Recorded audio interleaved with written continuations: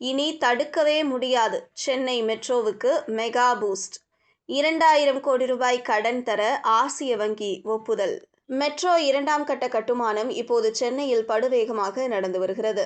இதற்கிடையே மெட்ரோ கட்டுமானத்தை மேலும் துரிதப்படுத்தும் வகையில் இத்திட்டத்திற்கு 2000 கோடி ரூபாய், அதாவது $240 மில்லியன் விடுவிக்க ஆசிய வளர்ச்சி வங்கி ஒப்புதல் கொடுத்துள்ளது. இதன் மூலம் கட்டுமானம் வேகமெடுக்கும் என எதிர்பார்க்கப்படுகிறது. சென்னையில் இப்போது 2 வழித்தடங்களில் மெட்ரோ ரயில்கள் இயங்கி வருகிறது. சென்னை சென்ட்ரல் முதல் பரங்கிமலை மற்றும் விம்கோ நகர் முதல் விமான நிலையம் வரை மெட்ரோ இயக்கப்படும் நிலையில் இதற்கு மிகப்பெரிய அளவில் வரவேற்பு கிடைத்து வருகிறது. இதனால் ஒவ்வொரு மாதமும் மெட்ரோவில் பயணிப்போரின் எண்ணிக்கை தொடர்ந்து அதிகரித்து வருகிறது. இதையடுத்து சென்னை மெட்ரோ 2ஆம் கட்ட கட்டுமான பணிகள் தொடங்கப்பட்டது.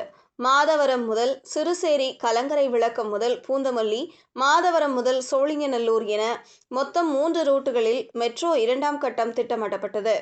மொத்தம் 118 கிலோமீட்டர் தொலைவுக்கு 63,246 கோடி ரூபாய் செலவில் மெட்ரோ கட்ட முடிவு செய்யப்பட்டது. இதற்கான பணிகள் கடந்த 2017இல் தொடங்கப்பட்டது. முதலில் இத்திட்டம் முழுக்க முழுக்க மாநில அரசு திட்டமாக இருந்தது. இதன் காரணமாக இந்திய அரசின் நிதி கிடைக்கவில்லை. இதனால் நிதி ஒதுக்குவதில் தமிழக அரசுக்கு சிரமம் இருந்தது.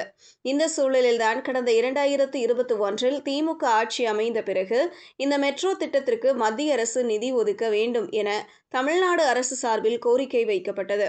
தமிழ்நாடு அமைச்சர்கள் இது தொடர்பாக தொடர்ந்து கோரிக்கை வைத்தனர். மேலும் தமிழ்நாடு முதல்வர் ஸ்டாலினும் இது தொடர்பாக மத்திய அரசுக்கு கடிதத்தையும் எழுதியிருந்தார்.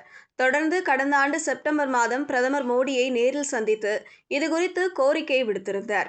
அதைத் தொடர்ந்து இத்திட்டத்திற்கு நிதி ஒதுக்க மத்திய அரசும் ஒப்புதல் கொடுத்தது. அதைத் தொடர்ந்து முழு தொகையையும் மத்திய அரசே கொடுக்கும் என்பது போல கூட இணையத்தில் தகவல் பரவியது.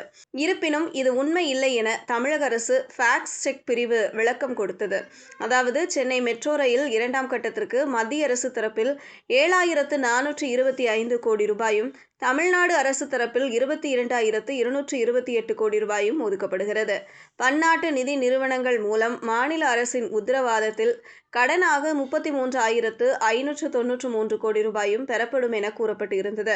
ஜப்பான் சர்வதேச ஒத்துழைப்பு நிறுவனம், ஆசிய வளர்ச்சி வங்கி, ஆசிய உள்கட்டமைப்பு முதலீட்டு வங்கி மற்றும் புதிய வளர்ச்சி வங்கி ஆகியவை இத்திட்டத்திற்கு கடன் ஒதுக்குகிறது. குறிப்பாக ஆசிய வளர்ச்சி வங்கி இத்திட்டத்திற்காக $780 மில்லியன் வழங்கும் என கடந்த 2022இல் ஒப்பந்தம் போடப்பட்டது. இந்த சூழலில்தான் இப்போது 2000 கோடி ரூபாய், அதாவது $240 மில்லியன் விடுவிக்க ஆசிய வளர்ச்சி வங்கி ஒப்புதல் கொடுத்துள்ளது. இதுவரை இத்திட்டத்திற்கு $590 மில்லியன் ஒதுக்கப்பட்டுள்ளது குறிப்பிடத்தக்கது.